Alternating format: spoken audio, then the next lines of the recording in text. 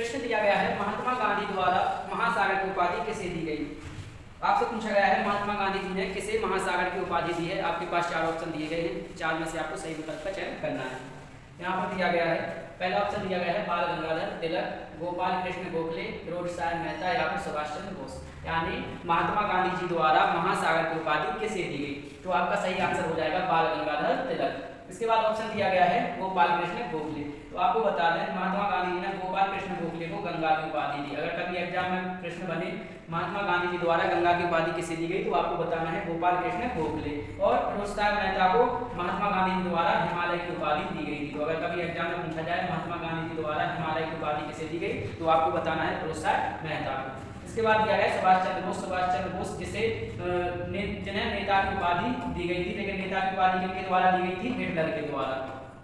तो अगर कभी पूछा जाए सुभाष चंद्र बोस को नेता की उपाधि किसने दी, तो आपको बताना है हिटलर ने सुभाष चंद्र बोस को नेता की उपाधि दी।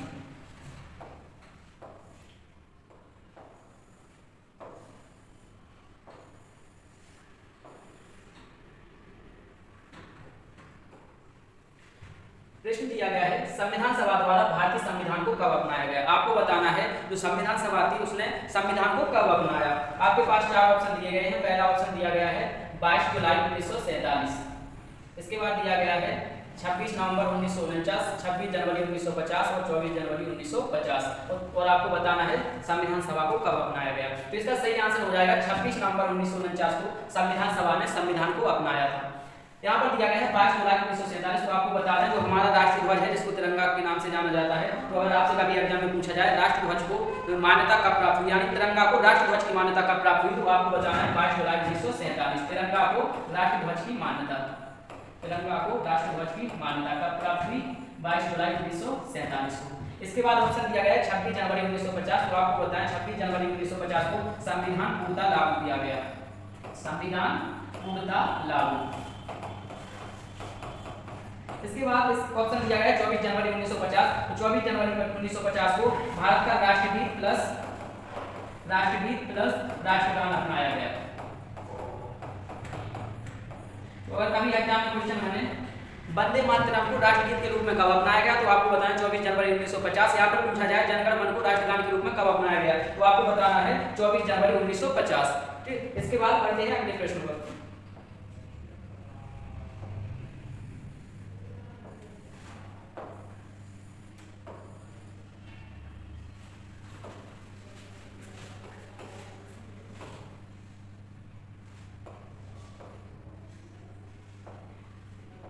प्रश्न दिया गया है वृक्क का अध्ययन क्या कहलाता है। आपको बताना है वृक्क का अध्ययन क्या कहलाता है। चार ऑप्शन दिए गए हैं। पहला दिया गया है कार्डियोलॉजी, न्यूरोलॉजी, नेफ्रोलॉजी और इनमें से कोई नहीं। चार विकल्प में से आपको सही विकल्प बताना है वृक्क का अध्ययन। पहला ऑप्शन दिया गया है कार्डियोलॉजी। कार्डियोलॉजी आपको बता दें हृदय के अध्ययन को कार्डियोलॉजी कहा जाता है, किसका, हृदय का अध्ययन। इसके बाद दिया गया है न्यूरोलॉजी। न्यूरोलॉजी किसे कहते हैं, तो तंत्रिका तंत्र के अध्ययन को क्या कहा जाता है, न्यूरोलॉजी। इसके बाद दिया गया है नेफ्रोलॉजी। तो वृक्क का अध्ययन क्या कहलाता है, नेफ्रोलॉजी। तो इसका सही आंसर हो जाएगा नेफ्रोलॉजी। ऊपर के दो ऑप्शन दिए गए हैं उनको नोट कर लेना, कार्डियोलॉजी हृदय का अध्ययन और न्यूरोलॉजी तंत्रिका तंत्र का अध्ययन।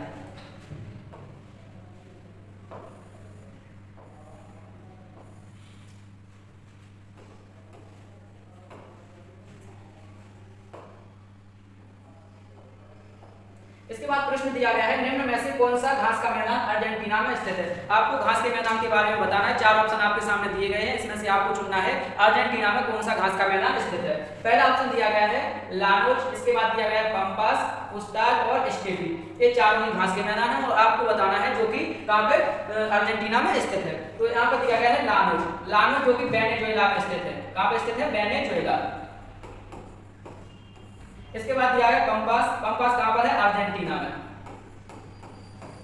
तो इस प्रश्न का सही आंसर हो जाएगा पंपास कहां पर स्थित है, अर्जेंटीना में। इसके बाद दिया गया है पुस्ताज, पुस्ताज घास का मैदान कहां स्थित है, हंगरी में।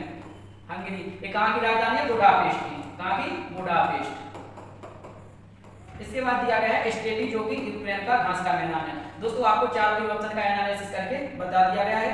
ये घास के मैदान बहुत ही इंपॉर्टेंट है, चारों को नोट जरूर कर लेना। स्टेटी यूक्रेन, कहां पर, यूक्रेन। ठीक है,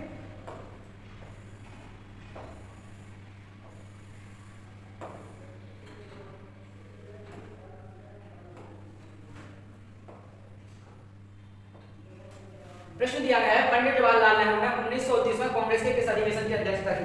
आपको बताना है पंडित जवाहरलाल नेहरू द्वारा कांग्रेस के किस अधिवेशन की अध्यक्षता की गई।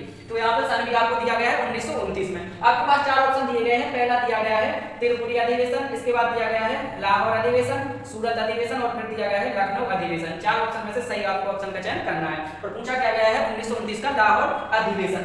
सन आपके सामने है, अधिवेशन आपको बताना था, तो इसका सही आंसर हो जाएगा 1929 का लाहौर अधिवेशन। पहला ऑप्शन दिया गया था इसमें त्रिपुरी अधिवेशन, तो आपको बताना त्रिपुरी अधिवेशन 1938 में हुआ। कब हुआ? 1938 में। और इसकी अध्यक्षता किसके द्वारा की गई? सुभाष चंद्र बोस के द्वारा।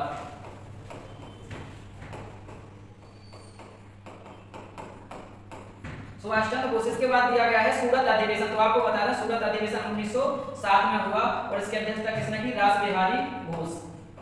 रासबिहारी घोष द्वारा की गई, जहां पर कांग्रेस का विभाजन हुआ था 1907 में। इसके बाद दिया गया है लखनऊ अधिवेशन 1916।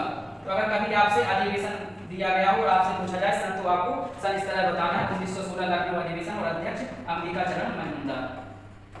अंबिकाचरण मजूमदार। अगला प्रश्न देखते हैं।